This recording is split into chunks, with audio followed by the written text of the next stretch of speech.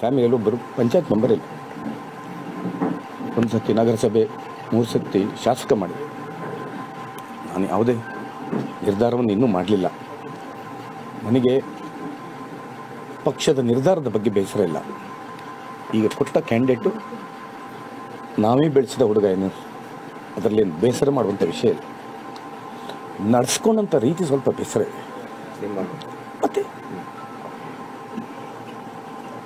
ನಾನೆಂಥ ಕಾರ್ಯಕರ್ತ ಅಂದರೆ 3 ತಿಂಗಳ ಹಿಂದೆ ಅಥವಾ 6 ತಿಂಗಳ ಹಿಂದೆ ನಿನ್ನ ಜಾತಿಯ ಕಾರಣಕ್ಕೋಸ್ಕರ ನಿಲ್ಲಿಕ್ಕಾಗಲ್ಲ ಹೇಳ್ತಿದ್ರೆ ನಾನೇ ಹೇಗೆ ಪಾಪ ಈಶ್ವರಪ್ಪರು ಮಾಡಿದರು ಆ ಥರ ನಾನು ಮಾಡ್ತಿದ್ದೆ.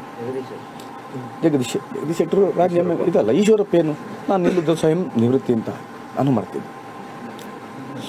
ನನಗೆ ಕೊನೆಯ ಕ್ಷಣದವರೆಗೂ ಇಲ್ಲ 2 ಬ್ರಾಹ್ಮಣರಾದರೂ ಕೊಡ್ತೇವೆ ಅಂತ ನನ್ನ ಎಲ್ಲ ನಾಯಕರು ಹೇಳಿದರು.